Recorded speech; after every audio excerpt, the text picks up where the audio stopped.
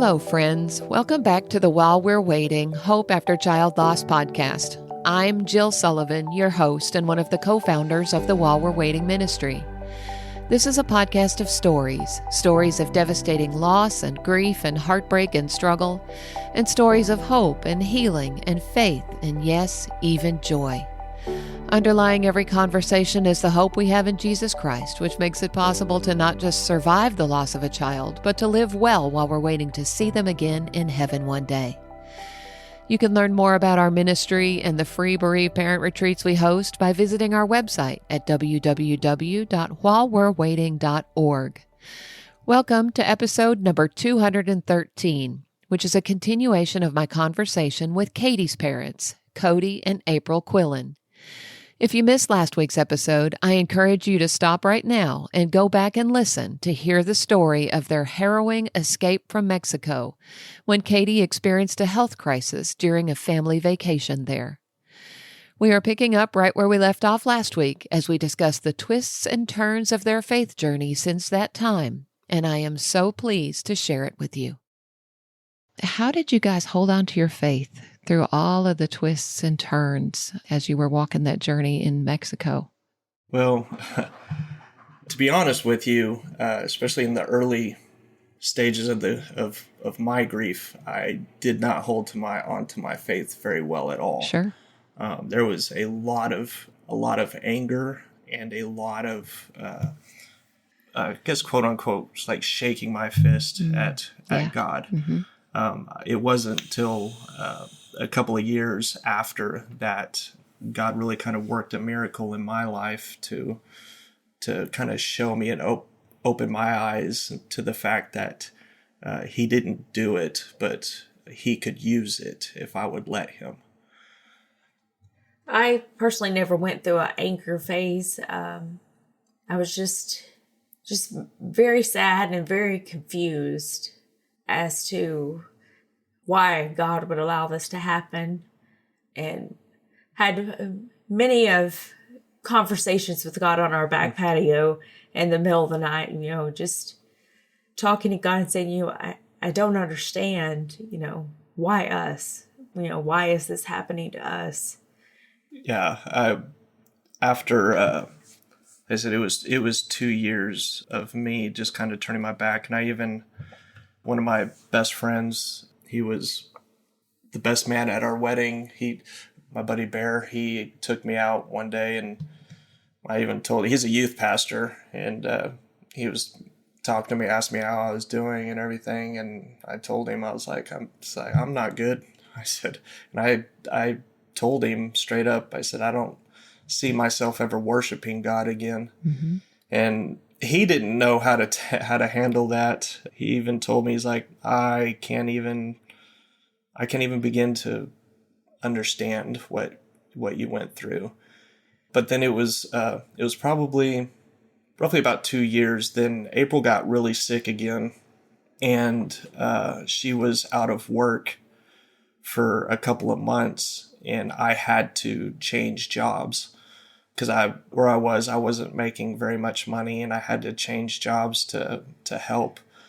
And I went to work at a shop and became really good friends with the owner, who's a Christian. And I told him my story and everything, and he said, "I want to send you on this retreat." And he said, "I think you'll benefit for it." And he paid for the retreat.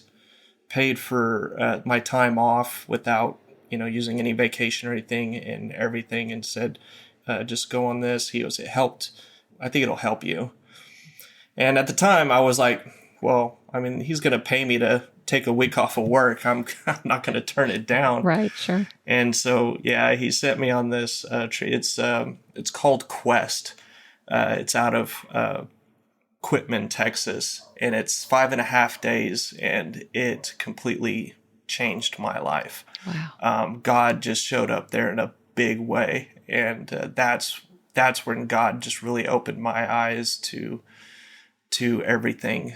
One of the things that really kind of opened my eyes was going through Job, and at the end of Job, if there was ever a person on this earth who deserves, you would think, would deserve to be angry at God and have his faith shaken, it would be Job. And what does God tell Job? God tells Job, he's like, where were you when I created everything? And he goes through that whole conversation. I got to thinking, I was like, yeah, if that's God's response to Job, I have no room to to navigate here.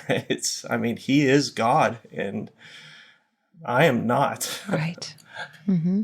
And the whole time Catie was in the hospital, he was constantly praying and having conversations with God. And told the Lord, I said, I know you can. I know you can heal her. It doesn't matter what the physicians say. I said, but will you do it for us? And so I just felt more like it was a punishment toward us that we had done something that made it unworthy for her to be healed. And like I said, in my nightly conversations with God just kept showing me, different people in the Bible that had suffered. And the Bible says God reigns on the just and the unjust. He healed people. Some people passed away. Some people he chose not to heal. But it was this ultimate plan. Mm-hmm. And so I just slowly had to come to believe that there was a reason that this happened, that the God was going to use it in some way. Mm-hmm. Yeah, it's definitely a process, isn't it? It's not something that happens overnight. Is.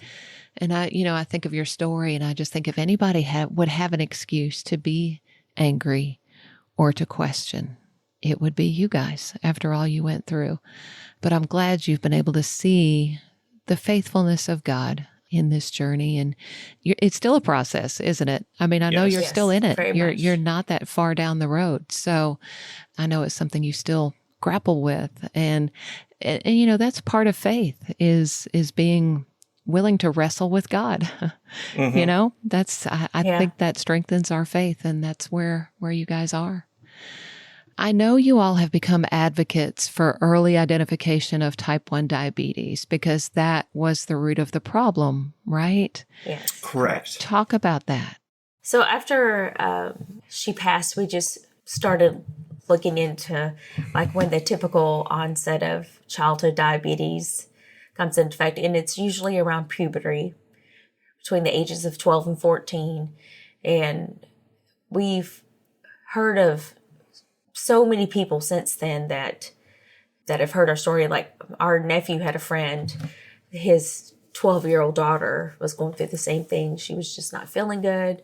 She was vomiting. They took her to the ER and they said, well, it's just a stomach bug, it'll pass. And so they took her home and it kept happening. And my nephew, Ryan, called them and he said, listen to me. He said, my cousin just died not that long ago from type 1 diabetes. Mm-hmm. And he said, you need to take her back to the ER and tell them to do an A1C. Mm-hmm. And so they took her back to the ER and did an A1C on her. And she was type 1 diabetic that was undiagnosed.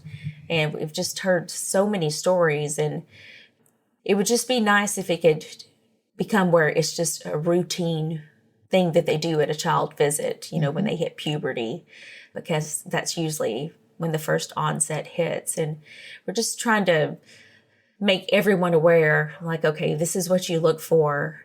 Basically, again, don't take no for an answer. You go in and tell them, I want this done. And we've had so many people that have started having their child tested. And then several have come back with type 1 diabetes that they had no idea of before.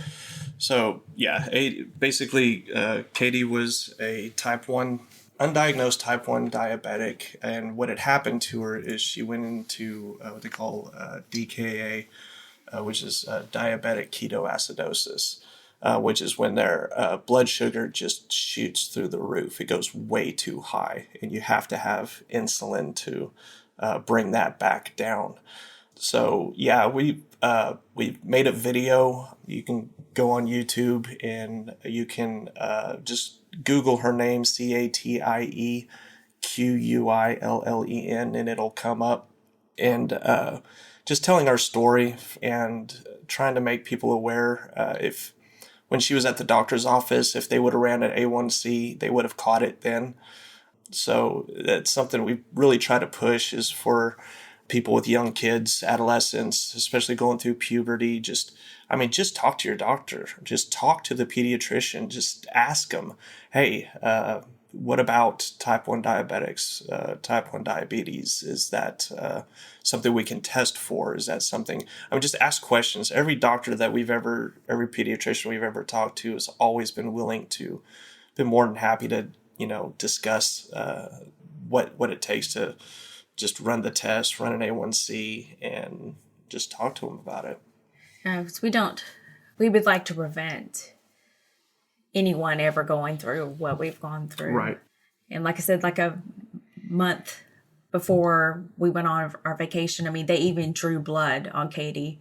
If they would have just checked even just her blood sugar level, that it would have seen that it was high, and they wouldn't have had to add anything to the test. Just something very simple, very, very cheap, that, could save a child's life. Yeah.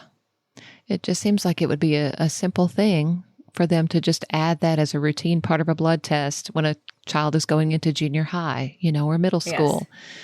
It just seems like a simple thing. And there's certain symptoms to look for. If they're thirsty a lot, if they're drinking a lot of water, they're urinating a lot. And those were, as you remember, back on the plane, those were two of the symptoms right there that we weren't aware of. But even in nursing school, they told us, I knew they're thirsty, but it's always hot in Texas. So normally, your child comes up to you and says, "Mom, I'm thirsty." And we're like, "Well, go get something to drink." But the frequent urination, she had not been having those issues before we had left. And that was one of the last symptoms that we saw in her. So it's, you just really just have to pay attention. Yeah, just keeping an eye on how often they're using the bathroom. Sure. If they lose weight without trying, if they're very hungry all the time, if they have numb or tingling hands or feet, if they're lethargic, tired, a lot hard to get up, do anything, very dry skin, if they have sores that heal slowly, or if they're getting more infections than usual. These are all just kind of signs, kind of the beginnings of type 1 diabetes. And then the symptoms of DKA is if their breath is smelling fruity, or if they're nauseated, stomach pain, rapid breathing, confusion, or drowsiness. If those symptoms come up, you want to get them to the hospital as soon as possible. Yeah.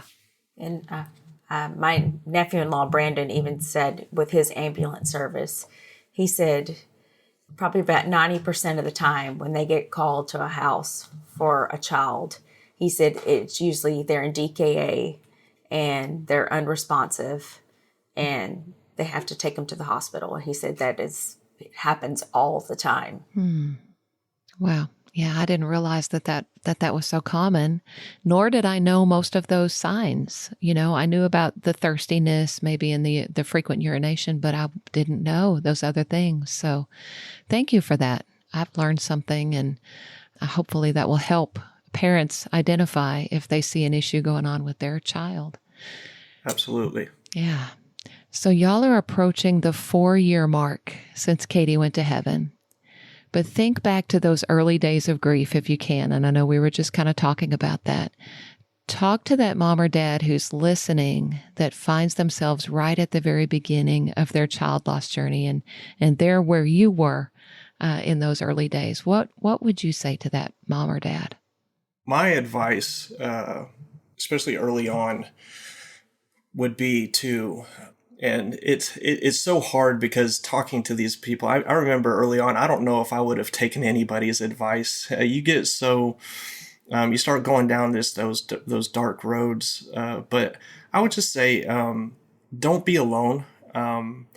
I find the times that I really tend to go down those dark places is when I'm by myself and I let my thoughts just kind of take over, and then you can kind of, the emotions take over, and it's just, you can get into a dark place really quick.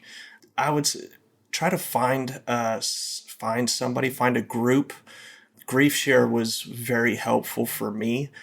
Like once I came back and once God really kind of opened my eyes, I wanted to kind of learn more about grief itself. And I joined a Grief Share group, and they're really, really helpful, especially in the early stages. They have a plan to kind of get you through kind of down that path.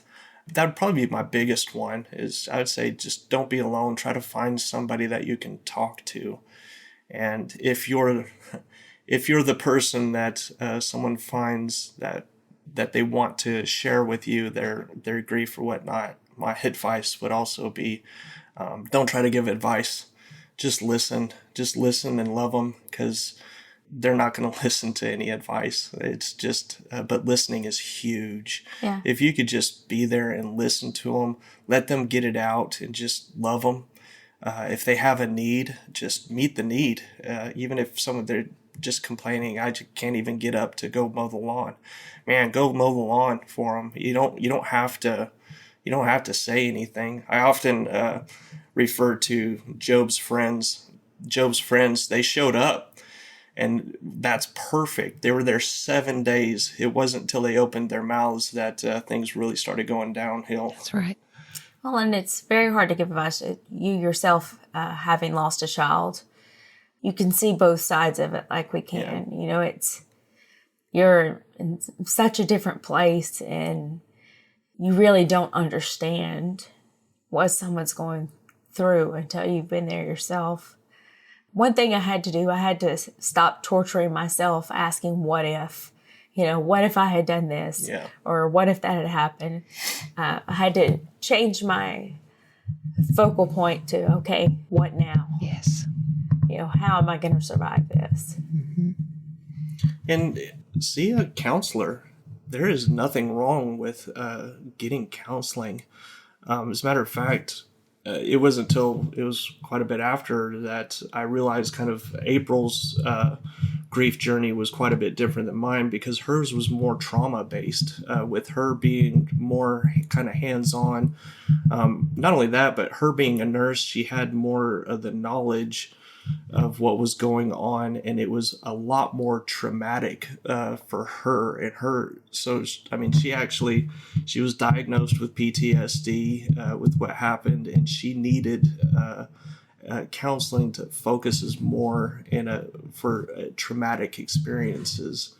So I mean, everybody's is different, but whatever you do, don't waste away. Get up, get out of bed, and you've just got to move forward and keep moving forward. Yeah, that's all great advice. Thank you for that. I did wonder, April, as you were sharing your story, if the medical knowledge you had was a blessing or a curse as you walked through that. And I mean, I can kind of see it both ways. Yeah. I could understand what was going on, and I understood the severity of what was happening, but then it was kind of a curse at the same time, because I did know that side of it, and I knew the symptoms and what was happening. So it helped me understand the process of what stages we're going to be going through. But still, sometimes too much knowledge is it's very hard as well. Yeah. But it helped a ton when because the entire time she was in the hospital, she was texting Brandon and Jeremy information. Yes. And because of as a nurse, she knew the information that she needed to give them, right, and was able to keep them up to date. So that was a huge blessing. Oh, sure. Yeah, I'm sure that was of great value to them, for sure. So how do you feel like your grief has evolved from the first year into the second year and now onto the third year? Well, we've really kind of talked about it a lot. Like I said in the beginning, it was really dark. It was not good. But as God worked, now kind of a focal point is helping others. And I find that helps more than anything, is helping others, trying to navigate the journey, trying to help people. So from the beginning to now, it's been a huge swing, and now it's been more the focal point's been more, what can I do to take this story and make something good come of it? I have a kind of love-hate relationship with, Romans 8:28, that, God works all things good for those who love him. So, because at the beginning, I told God, I said, how can you make something good out of this? And sure enough, almost as soon as I fire off those questions to him, he just answers. And he's like, I'll show you if you'll let me. And so it's, helping people, trying to make the story count. Kind of one of the things that I think of is because one day we will see our children again. Absolutely. So we will see them again. And so I got to thinking, what would that reunion look like if I just do nothing versus if I take their story and I use it? What would that reunion look like? And that's been my fuel from here on out. Yeah, very unique perspective. Mine started out, a lot of depression, a lot of hurt, but now I've moved more forward to the point where it's like, okay, God, I want to see what you're going to do with this. I want to see the reasoning behind it and have my questions answered more where I am at now. Yeah. Even though a lot of those questions may not be answered until we get to see our children again. Yes. Yeah. Absolutely. But that is a shift of perspective for sure when you start thinking that way. So how do you respond when you meet someone new who says, so, Cody, April, how many children do you have? At first, I didn't know what to say. Yeah. Because, inevitably everybody wants to know what happened to the one. But I just came to the point, it's like, I still have 4 children. Yeah. One's just not here. And so I tell everyone, it was like, well, I have 4 children. And I give them the ages of my children that are here now. And I said, and I have one in heaven that I'll see again someday.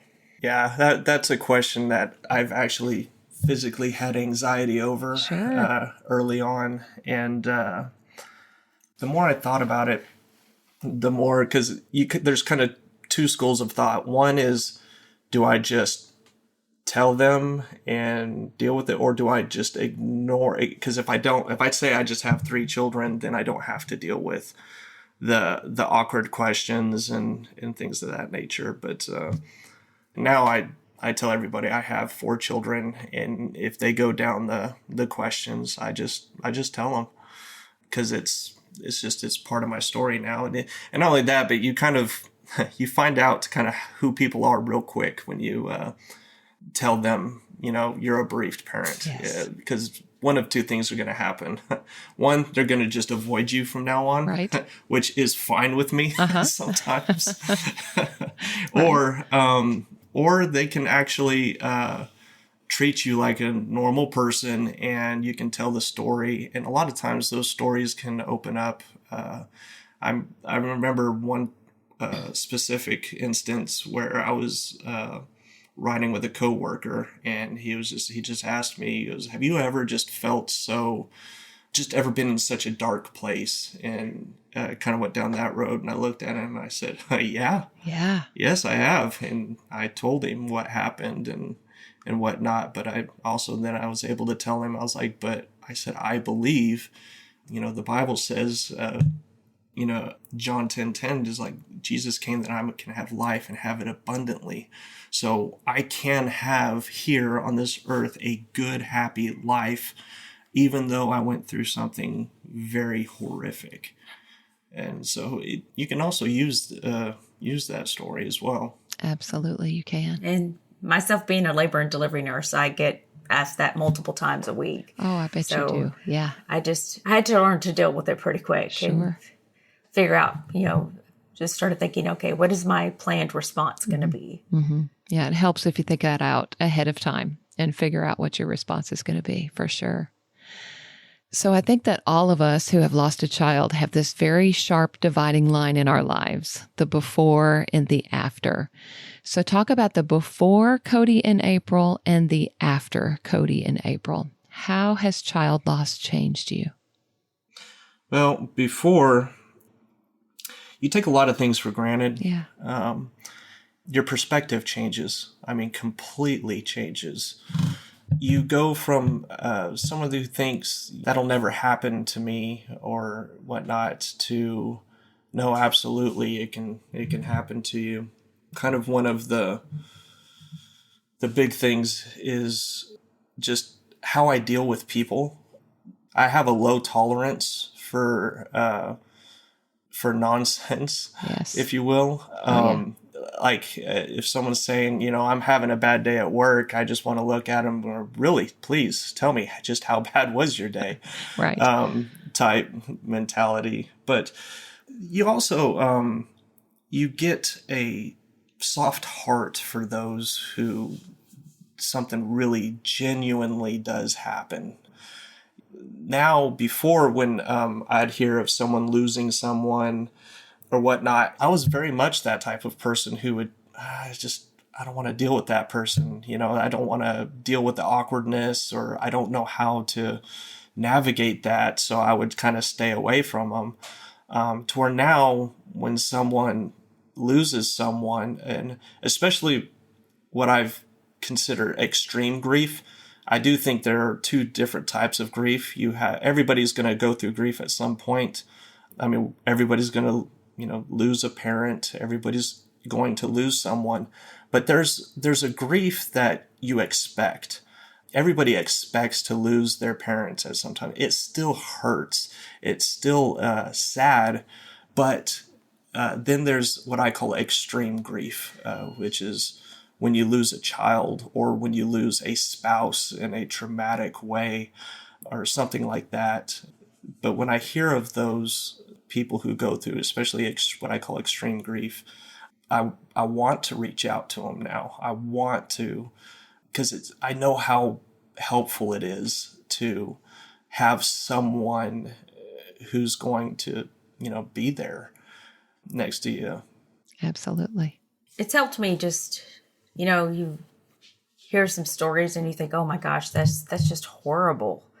But now you know how horrible it is. And, we deal with people who come in that have a fetal loss and, we're going through there, and it's helped me because, I can tell them I know exactly what you're feeling. And they always ask, do you? And I share Catie's story, and I was like, I know exactly where you are. And they always ask, well, what do I do? How do I move on from this? Mm-hmm. And so it's helped me to be a better nurse to grieving mothers and fathers who come in and that perfect baby they thought they were going to have is passed. Sure. Yeah, I'm sure you get that opportunity a lot to share your story in that context. God's just using Catie's story everywhere, isn't he? Mm-hmm. Yes, he is. Yeah. So what have you learned about the character of God through this experience? I've learned that he's faithful. No matter how much doubting we've done or how many hissy fits we've thrown, he's still there. He's never given up on us. Yeah. We may turn our back on him, but he never turns his back on us. Yeah. Like, when you go back, he's right there waiting. My learning curve is skewed quite a bit. And it's really a miracle when you see God take something so horrible and use it for good. And learning that God didn't do this. He wasn't responsible, but if you will let him, he can use it for something good. And that's when your relationship gets real close. That's when you get the real emotion and you really get that personal relationship with God. just thinking about like so many characters in the Bible. I mean, Thomas, if you look at Thomas in the Bible, who after Jesus died and he rose, they tell him, Thomas, Jesus is here. And he said, I will not believe it until I put my, fingers in the scars. And when he did see him, though, that's when everything changed. And that's kind of what happened to us. You get shaken to your core, and then he comes down and everything changes. Well, and I think for me, it changed to my perspective of how much God actually loves us. Mm-hmm. Sitting there thinking, it's like, okay, Lord, you gave up your son voluntarily. Yeah. To save us from our sins. And just talking with him and just like, okay, how do I move past this? To think, he had so much compassion and love for us that he willingly gave and sent Jesus to die for us. And so knowing that he knows exactly the pain that we're going through has helped me a lot. For Easter, it was funny. For Easter, I was going through the resurrection story, and when you read what happened on the cross, as soon as Jesus died, it says the earth quaked, and then the curtain was torn in the temple from the top to the bottom. And when I was reading that, I was like, that is exactly how I felt when my daughter died. I mean, my earth shook, my heart was torn. So we have an empathetic God. We have a God that knows exactly what we're going through. He's felt every bit that we've felt. We don't serve a God that doesn't know what we're going through. Amen. That's powerful. Thank y'all for sharing that. Yeah, I think that's very helpful and will be helpful to a lot of people. When you guys were at the While We're Waiting weekend a few months ago, you shared a poem that you had written, Cody. Would you share that poem with our listeners and talk about what it means to you? Yeah. So the poem's called What If? And so kind of the reasoning behind this one was kind of what I said before. What would that reunion look like when we get to heaven? What if is kind of it's a unique question because there's a past and a future what if.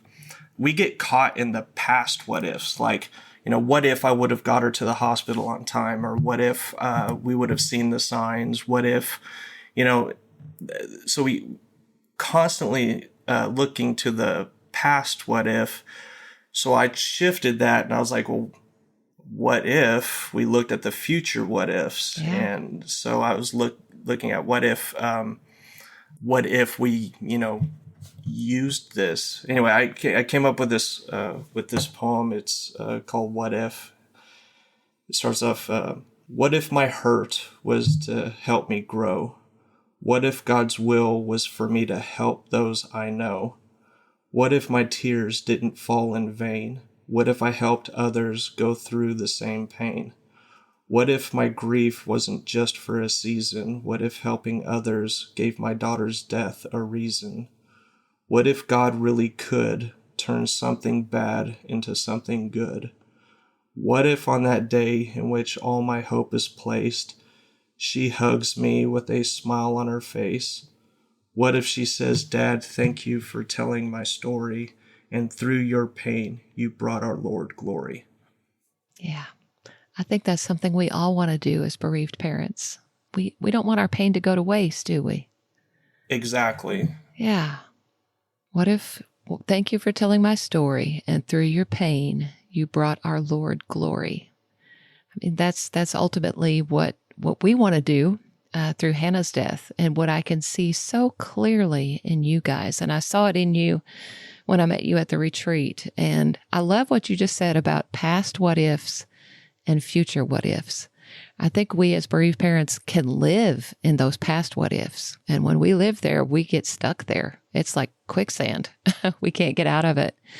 But if we can turn our focus to the future what ifs, that makes a difference. That's how we move forward with our grief. Exactly. Yeah. So thank you for that. I'd like to, in the show notes for this episode, I'd love to put this poem in those show notes. Would that be okay with you if I did that? Absolutely. Okay, good. I'm going to put some other links in the show notes too, like that YouTube video that you talked about.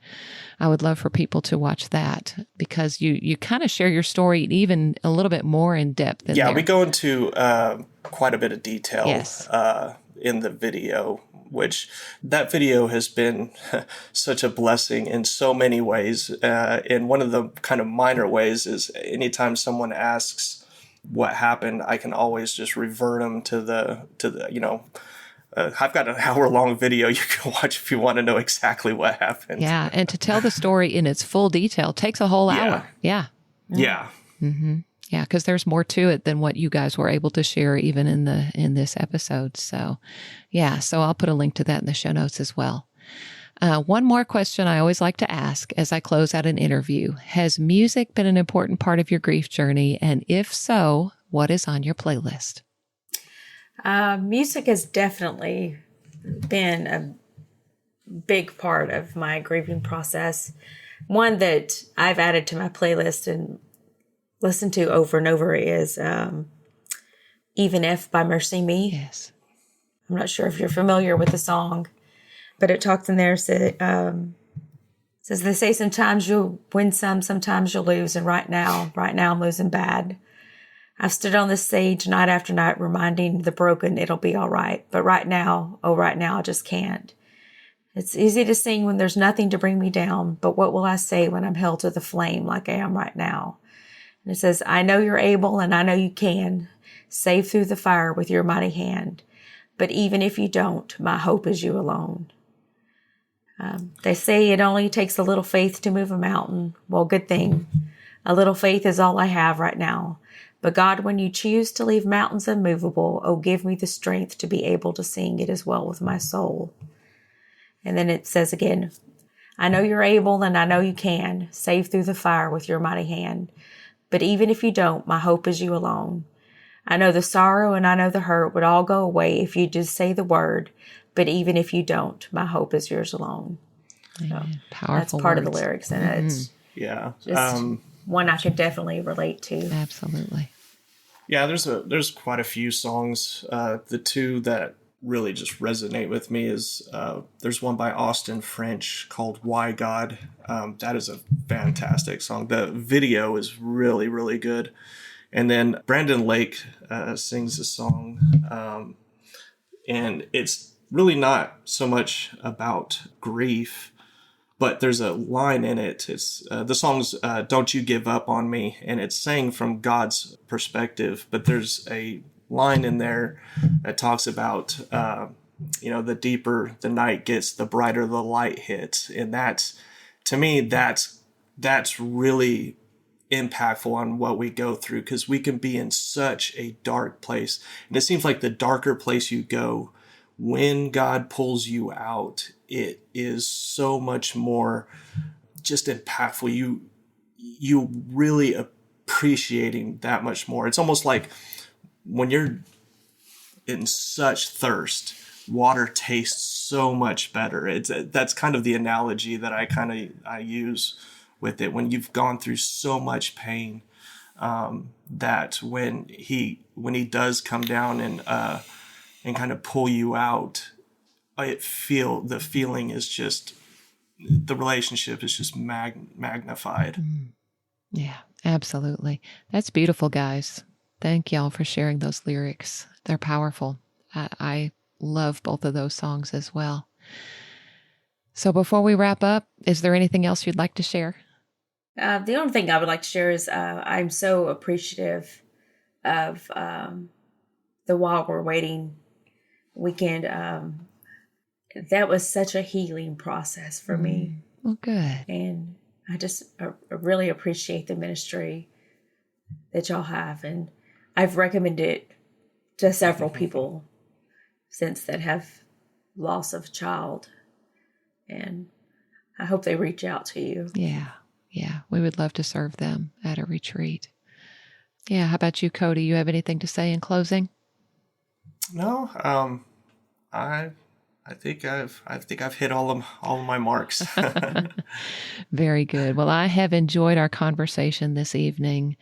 I just appreciate your honesty as you've shared, just talking about the struggles that you all went through and processed through in those early years of grief. And it's just beautiful to see where God has brought you today. I know you still struggle. We all do, and we all will until we see our kids again. But I could just see God working in your lives, and it's a blessing to see. So thank you for sharing.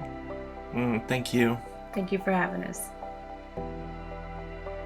Thank you so much for joining me for another episode of the While We're Waiting Hope After Child Loss podcast. If this podcast has been a blessing to you, please take just a moment to leave a rating or a review, and please feel free to share it with someone you know who might be helped by it. We're so grateful for all of you who come back and listen every week, and those of you who may be listening for the very first time. I hope God has used it to encourage you today and to help you live well while you're waiting.